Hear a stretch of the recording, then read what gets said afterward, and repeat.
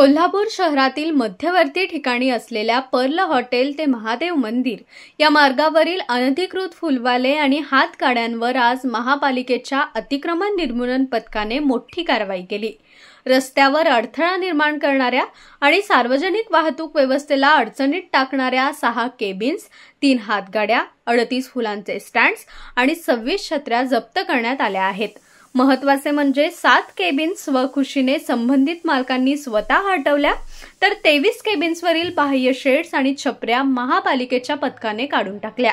ही कारवाई महापालिकेच्या प्रशासक के मंजुलक्ष्मी, अतिरिक्त आयुक्त राहुल रोकडे, सहाय्यक आयुक्त स्वाती दुधाणे आणि शहर अभियंता हर्षजित घाटगे यांच्या मार्गदर्शनाखाली झाली।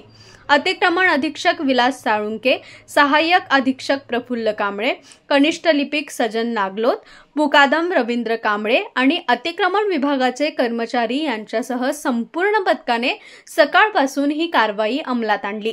येणाऱ्या काळात कोल्हापूर शहरातील सर्वच अनधिकृत फेरीवाल्यांवर आणि रस्त्यांवर दुकानदारांनी वाढवलेल्या अनधिकृत शेड्सवर कडक कारवाई केली जाणार आहे। त्यामुळे फेरीवाले आणि दुकानधारकांनी आपले अतिक्रमण स्वयंस्फूर्तीने काढून टाकावे, अन्यथा कारवाई अपरिहार्य असेल, असे आवाहन महापालिकेच्या अतिक्रमण विभागाच्या वतीने करण्यात आले आहे।